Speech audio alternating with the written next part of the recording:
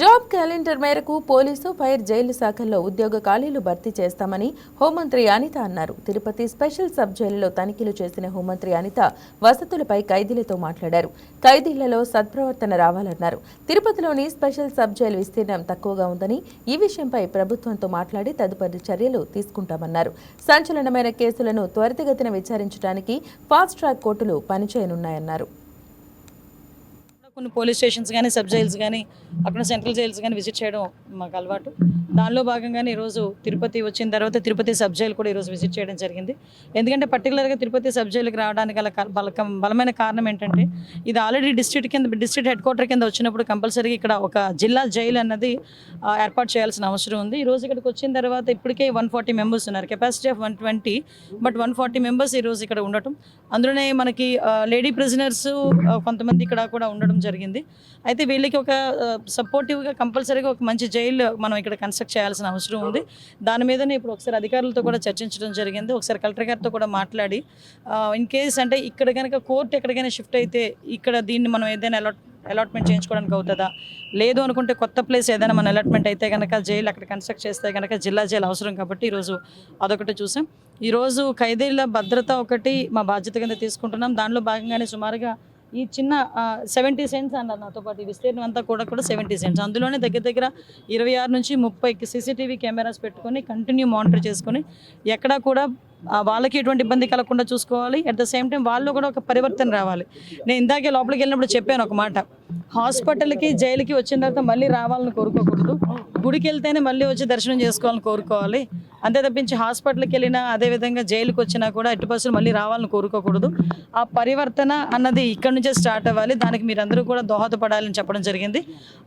ఈరోజు దాని మీదనే దానిలో భాగంగానే మేము అందరం కూడా పనిచేస్తాం.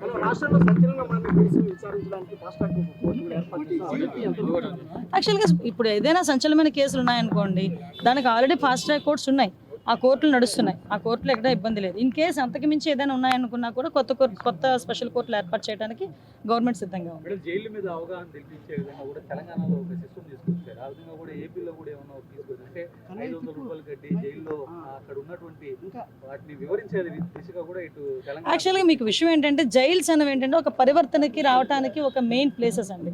అందులోనే మీరు అబ్జర్వ్ చేసుకుంటే పోలీస్ డిపార్ట్మెంట్, జైలు సిబ్బంది రెండు కూడా వేరేగా ఉంటారు. జైలు సిబ్బంది ఎలా ఉంటారంటే వాళ్ళతోని కొంచెం దగ్గరగా మాట్లాడుతూనే వాళ్ళు పరివర్తన రావడానికి నిత్యం ప్రయత్నం చేస్తూనే ఉంటారు. అంటే జైలు అనేది ఒక పరివర్తనకి ఒక కేంద్రాల కింద భావించాలి. అదర్ సేమ్ టైం బయటకు వచ్చిన తర్వాత కూడా మళ్ళీ తిరిగి వెళ్ళకూడదు అన్న కాన్సెప్ట్లో ఉండాలి.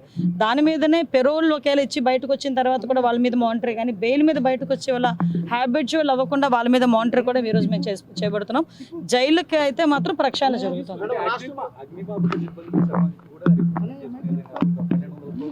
అన్నిటికీ ఇప్పుడు జాబ్ క్యాలెండర్ పెట్టాం కదండి. ఇప్పటి వరకు అవన్నీ రిక్రూట్మెంట్ అంతా కూడా ఇప్పుడు జరుగుతుంది. గౌరవ నారా లోకేష్ గారు ఆ రోజు ఆదేశాలు ఇచ్చారు. మనం అందరికీ కూడా ఇన్ఫర్మేషన్ ఇచ్చారు. ఆ జాబ్ క్యాలెండర్లో భాగంగానే పోలీస్ డిపార్ట్మెంట్, అదేవిధంగా జైల్ శాఖని, ఫైర్ డిపార్ట్మెంట్, ఈ మూడిట్లో కూడా రిక్రూట్మెంట్ అనేది జరుగుతుంది. ప్రాంతాల నుంచి హైవేలు తిరుపతి కావచ్చు, అంటే ఇక్కడ ఎక్కడ కూడా ఫైర్ స్టేషన్స్ అనేది లేవు మేడం. అక్కడ ఏదైనా ఒక ప్రమాదం జరిగితే తిరుపతి నుంచి వెళ్ళాల్సినటువంటి పరిస్థితులు లేదు. దానికి సంబంధించి మొన్ననే రీసెంట్గా నేను ఫైర్ డిపార్ట్మెంట్ వాళ్ళతో కూడా ఒక రివ్యూ చేయడం జరిగింది. ప్రెజెన్స్ డిపార్ట్మెంట్, ఫైర్ డిపార్ట్మెంట్ రెండింటితో కూడా. అందులో ఇలాంటి సిచ్యువేషన్స్ ఉన్న వాళ్ళ దగ్గర ఒక అవుట్ పోస్ట్ పెట్టి అక్కడ ఫైర్ ఇంజన్స్ పెడుతున్నాం. ఏమంటే మీరు నమ్ముతారా, లాస్ట్ 5 సంవత్సరాల్లో ఒక్క ఫైర్ ఇంజన్ కూడా కొన్న పాపాన పోలే. కానీ మేము వచ్చిన తర్వాత 270 కోట్ల రూపాయలు పెట్టి ఒక్క ఫైర్ డిపార్ట్మెంట్లోనే ఈ ఫైర్ టెండర్స్ కానీ, ఆ ఎక్విప్మెంట్ కానీ అన్నీ కూడా మేము పర్చేస్ చేసుకుంటున్నాం. మొదటి విడతలో భాగంగా వచ్చిన ఫైర్ ఇంజన్స్ అని గౌరవ ముఖ్యమంత్రి గారే ప్రారంభం చేశారు. కాబట్టి ఎక్కడ కూడా ఫైర్ ఇంజన్స్ కానీ, ఫైర్ టెండర్ వెహికల్స్ కానీ లేవు అనడానికి లేదు. అవుట్ పోస్టులు పెట్టైనా జనాలకు ఇబ్బంది లేకుండా. తిరుపతి ప్రత్యేక సబ్ జైలు నుంచి బయటకు వచ్చిన హోంమంత్రి అనితను ఓ పెద్దాయన కలిసి ప్రశంసించారు. డైనమిక్ నేతలకు కీలక పదవులు ఇస్తే అద్భుతంగా పనిచేస్తారని చంద్రబాబు నిరూపించారన్నారు. కాణిపాక వినాయకుడి ఆశీస్సులతో హోంమంత్రి అనిత మరింతగా రాజకీయాల్లో రాణించాలని ఆకాంక్షించారు.